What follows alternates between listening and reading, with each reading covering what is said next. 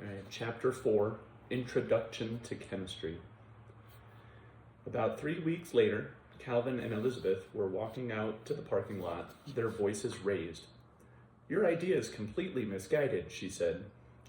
"You're overlooking the fundamental nature of protein synthesis." On the contrary, he said, thinking that no one had ever called any of his ideas misguided, and now that someone had, he didn't particularly like it. "I can't believe how you completely ignore the molecular structure." "I'm not ignoring. You're forgetting the 2 covalent. It's 3 covalent bonds." "Yes, but when..." "Look," she interrupted sharply as they stopped in front of her car. "This is a problem." "What's a problem?"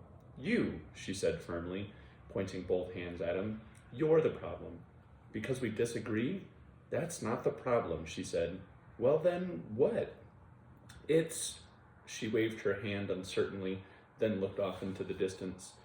Calvin exhaled, and laying his hand on the roof of her old blue Plymouth, waited for the rebuff he knew was coming. In the last few weeks, he and Elizabeth had met 6 times, twice for lunch and 4 times for coffee. And each time, it had been both the high and low point of his day. The high point because she was the most intelligent, insightful, intriguing, and, yes, the most alarmingly attractive woman he'd ever met in his life. The low point, she always seemed in a hurry to leave, and whenever she did, he felt desperate and depressed for the rest of the day. "The recent silkworm findings," she was saying, "in the latest issue of Science Journal, that's what I meant by the complicated part." He nodded as if he understood, but he didn't, and not just about the silkworms. Each time they'd met, he'd gone out of his way to prove that he had absolutely no interest in her beyond a professional capacity. He hadn't offered to buy her coffee. He hadn't volunteered to carry her lunch tray. He hadn't even opened a door for her, including the time when her arms were so full of books he couldn't even see her head. Nor did he faint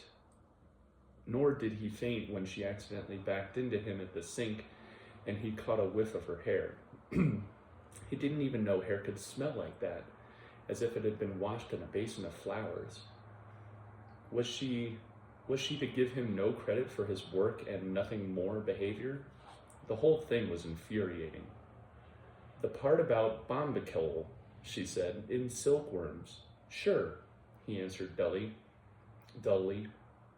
thinking of how stupid he'd been the first time he'd met her, calling her a secretary, kicking her out of his lab. And then what about later? He'd thrown up on her. She said it didn't matter. But had she ever worn that yellow dress again? No. It was obvious to him that even though she said she didn't hold a grudge, she did. As a champion grudge holder himself, he knew how it worked. "It's a chemical messenger," she said, "in female silkworms." "Worms," he said sarcastically. "Great." She took a step back, surprised by his flippancy. "You're not interested," she said, the tips of her ears reddening. "Not at all." Elizabeth took a short breath in and busied herself by searching in her purse for her keys. What a huge disappointment. She'd finally met somebody she could actually talk to, someone she found infinitely intelligent, insightful, intriguing, and alarmingly attractive whenever he smiled. And he had no interest in her. None. They'd met 6 times in the last few weeks, and each time she'd kept it all business, and so had he, although his was almost to the point of rudeness. That day when she couldn't even see the door because her arms were so full of books, he couldn't be bothered to help. And yet each time they were together, she felt this practically irresistible urge to kiss him, which was extremely unlike her.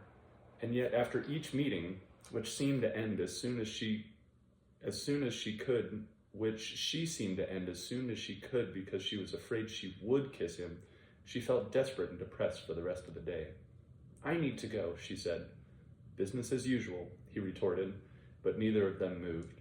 Instead of turning their heads in opposite directions, as if looking for the person they'd actually meant to meet in the parking lot, even though it was almost 7 o'clock on a Friday night, and the south lot now contained only 2 cars, his and hers. Big plans for the weekend? He finally ventured. Yes, she lied.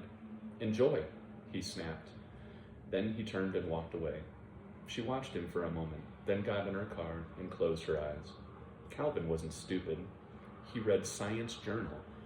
He must have known what she was implying when she mentioned bombacol, the pheromone released by female silkworms to attract male mates. Worms, he'd said almost cruelly. What a jerk. And what a fool she'd been, so blatantly broaching the subject of love in a parking lot only to get rejected. You're not interested, she said. Not at all, he'd replied. She opened her eyes and shoved the key in the ignition.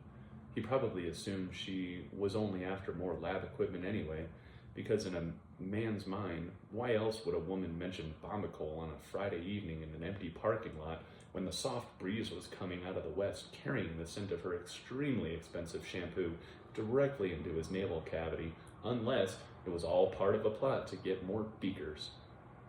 She couldn't think of another reason, except for the real reason. She was falling in love with him. Just then, there was a sharp rap to her left. She looked up to find Calvin motioning for her to roll down her window. I'm not after your damn lab equipment, she barked as she lowered the pane that separated them. And I'm not the problem, he snapped as he bent down to face her straight on. Elizabeth looked back at him, fuming. How dare he? Calvin looked back at her. How dare she? And then that feeling came over her again, the one she had every time she was with him, but this time she acted on it, reaching out with both hands to draw his face to hers, their first kiss cementing a permanent bond that even chemistry couldn't explain.